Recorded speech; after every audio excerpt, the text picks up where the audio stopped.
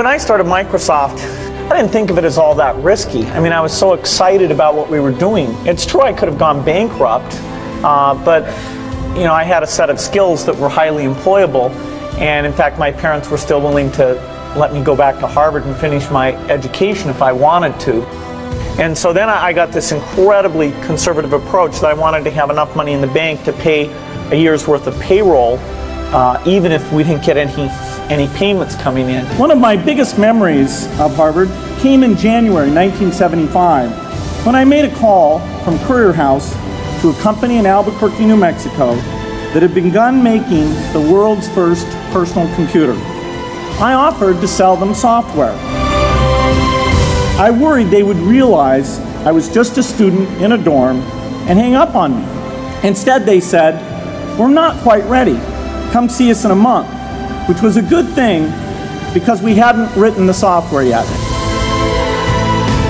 From that moment, I worked day and night on the extra credit project that marked the end of my college education and the beginning of a remarkable journey with Microsoft. If you're going to start a company, it takes so much energy that it better overcome your feeling of risk. I don't think that you necessarily, if you're going to start a company, should do it at the start of your career. I think there's a lot to be said for working for a company, learning how they do things. When people are first skeptical and they think, "Oh, this kid doesn't know anything," then when you show them you've really got a good product and you know something, they actually tend to go overboard and they think, "Whoa, they know a lot. Let's really do an incredible amount with these people." So our youth, at least in this country, was a huge asset for us once we reached a certain threshold. Those problems that come with starting a firm, you better think of those as part of the pleasure, part of the challenge that is part of the excitement.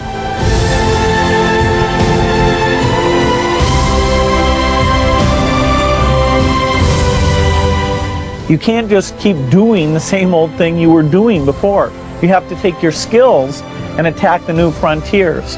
In the business of technology, you have to think about what are you missing?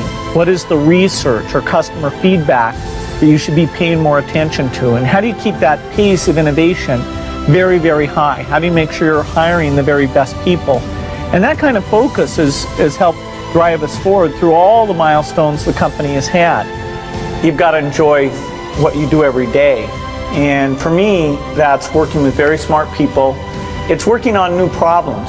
Every time we think, hey, we've had a little bit of success, we're pretty careful not to dwell on it too much because the bar gets raised. People's expectations of the products, we've always got customer feedback telling us the machines are too complicated, they're not natural enough.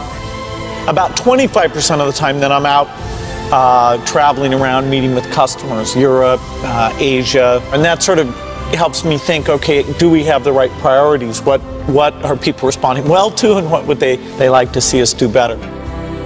The competition, the breakthroughs, the research, but the computer industry, in particular software, I think is the most exciting, and I think I have the best job in that business.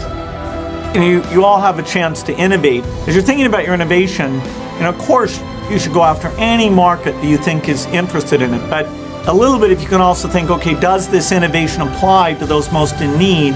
What are you going to do to make it cheap enough, simple enough? Figure out how to get it so it really, if possible, can extend out to the poorest. I wish I had learned more about that at a young age. And so you have an opportunity to do that.